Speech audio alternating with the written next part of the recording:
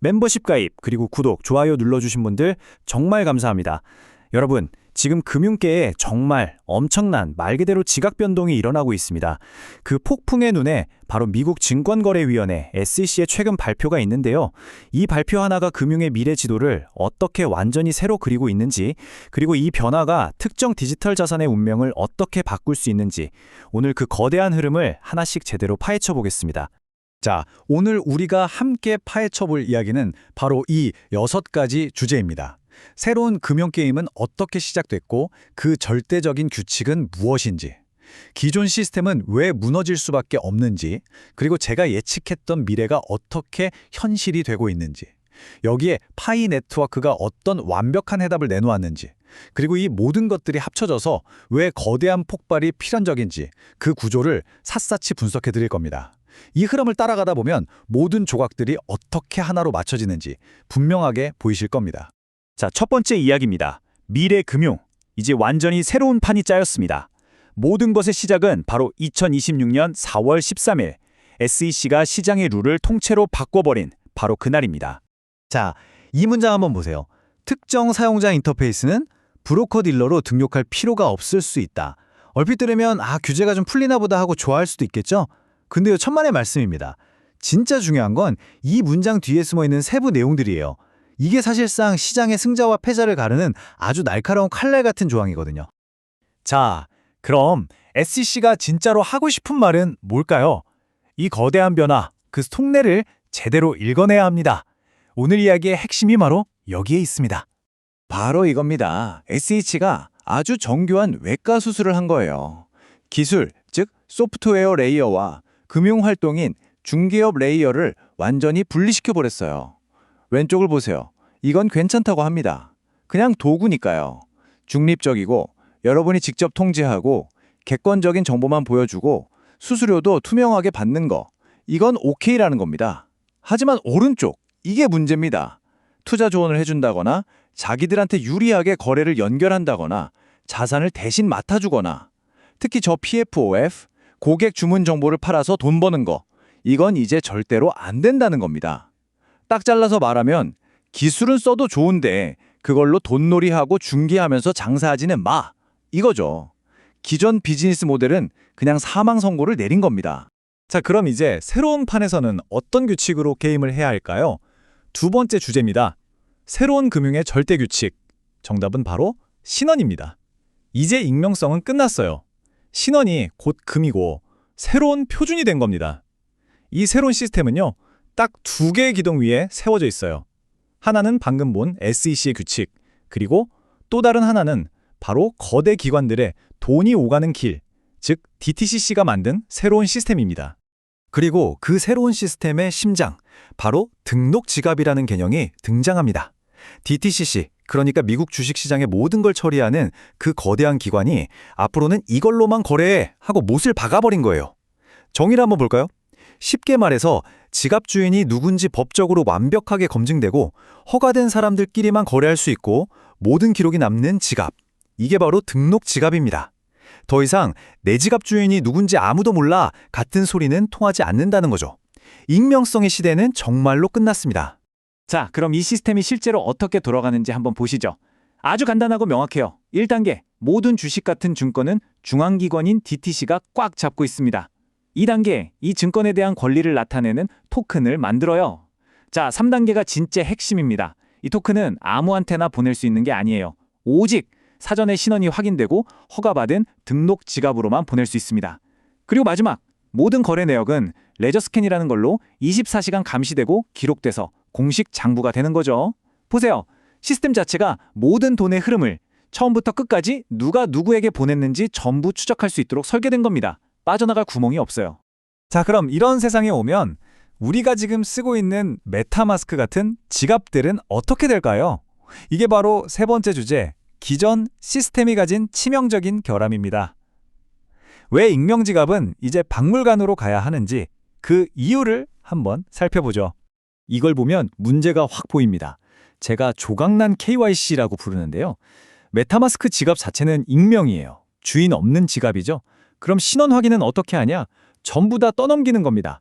돈 입금할 때는 온램프 회사가, 카드 만들 때는 카드 회사가, 특정 토큰 거래할 때는 그 토큰 회사가 제각각 따로따로 신원 확인을 해요. 이건 마치 신분증을 지갑 안에 넣어두는 게 아니라 가게 들어갈 때마다 다른 가게에서 임시 출입증을 발급받는 거랑 똑같아요. 얼마나 비효율적이고 위험합니까? 이런 누더기 같은 방식은 DTCC가 요구하는 완벽한 신원 확인과는 애초에 차원이 다른 이야기입니다. 근본적으로 호환이 안 되는 거죠. 자, 네 번째 이야기입니다.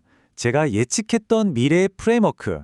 사실 오늘 벌어지는 이 모든 일들 갑자기 하늘에서 뚝 떨어진 게 아닙니다. 저는 이미 오래전부터 이런 미래가 올 거라고 분석하고 이야기해왔습니다. 오늘 뉴스는 그 분석이 정확했다는 걸 확인시켜주는 것뿐이죠. 이 타임라인을 한번 보시죠. 제가 2026년 2월 22일에 올린 분석입니다. 파이는 코인이 아니라 글로벌 신원 인증 인프라다라고 명확하게 정의했어요. 그리고 어떻게 됐죠?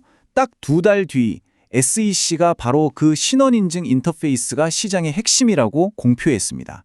제 분석이 그대로 현실이 된 겁니다. 제가 당시 분석해서 이렇게 썼습니다. 가치의 중심은 코인이 아니라 신원 및 등록 레이어로 이동한다. 마지막 퍼즐 조각은 DTCC 등록 지갑으로 들어가는 입구를 장악하는 검증된 참여자들이다. 이게 무슨 뜻이냐면요. 이제 동전 자체보다 그 동전 주인이 누구인지 증명하는 신분증이 훨씬 더 비싸고 중요해진다는 겁니다. SEC 발표가 바로 이 말을 공식적으로 인정한 셈이죠. 그리고 이 문장, 이게 핵심을 꿰뚫는 말입니다. 신원증명 KYC는 자본시장으로 들어가는 고속도로의 톨게이트와 같다. 여러분, 고속도로에서 가장 힘이 센 것이 어딜까요? 바로 톨게이트입니다. 톨게이트를 장악하면 누가 드나드는지 전부 통제할 수 있죠. 새로운 금융시장에서 KYC가 바로 그 톨게이트 역할을 한다는 겁니다. 이걸 쥐는 자가 모든 것을 쥐게 되는 거죠. 자, 그럼 5번째 이야기로 넘어가 보겠습니다. 기존 시스템은 이제 끝났다는 게 명확해졌어요. 그렇다면 이 새로운 시대, 새로운 규칙에 완벽하게 들어맞는 답을, 이 모든 걸 예상하고 오랫동안 준비해온 곳은 어디일까요? 이제 파이 네트워크 이야기를 할 시간입니다. 미래의 규제를 위해 처음부터 설계된 완벽한 아키텍처죠. 이 표를 보면 그냥 한눈에 들어옵니다. 왼쪽이 구시대의 유물, 메타마스크, 오른쪽이 새로운 시대의 표준, 파이 네트워크. 하나는 익명이 기본이고 하나는 신원 확인이 기본입니다. 하나는 신원 확인을 덕지덕지 외부에 떠넘기지만 다른 하나는 시스템 자체가 신원 확인을 품고 있어요. 당연히 하나는 새로운 규제 앞에서 바람 앞에 등불 신세고 다른 하나는 그 규제와 완벽하게 한몸처럼 움직입니다. 이게 중요한 포인트예요. 파이는 유행 따라서 KYC를 나중에 덧붙인 게 아니에요. 그냥 뼛속부터, 태어날 때부터 신원 확인이라는 DNA를 가지고 설계된 겁니다. 그리고 이건 그냥 앞으로 이렇게 할 겁니다 하는 계획이 아니에요. 이미 현실입니다. 이 숫자 좀 보세요. 무려 1770만 명입니다. KYC를 완벽하게 통과한 실존하는 사람들이 이미 파이 메인넷에서 활동하고 있다는 뜻입니다. 이건 그냥 세계 최대 규모가 아니에요.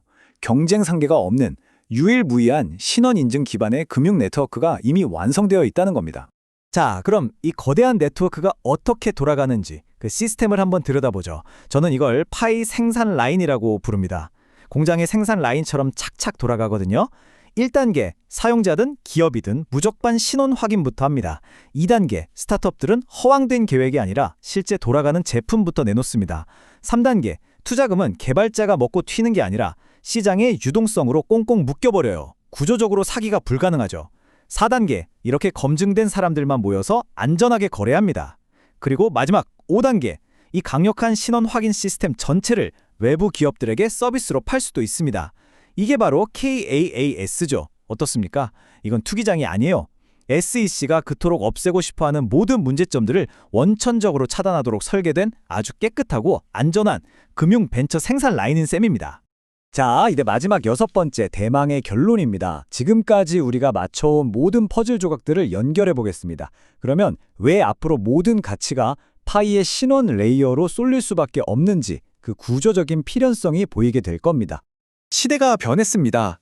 가치의 중심이 이동하고 있어요. 더 이상 익명으로 하는 투기는 설 자리가 없습니다.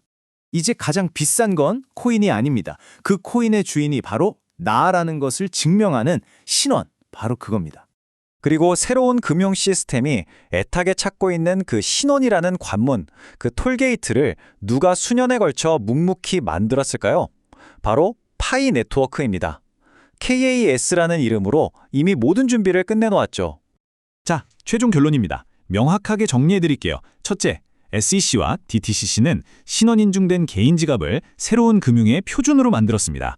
둘째, 익명성에 기반한 기존 암호화폐 시장은 이 새로운 표준에 맞지 않아 도태질 수밖에 없습니다. 셋째, 파이 네트워크는 이 새로운 표준을 완벽하게 충족하는 세계에서 가장 큰 네트워크를 이미 가지고 있습니다. 넷째, 파이가 KAAS, 즉 신원인증 서비스를 정식으로 출시하는 순간 이 새로운 경제로 들어가는 유일한 톨게이트가 됩니다.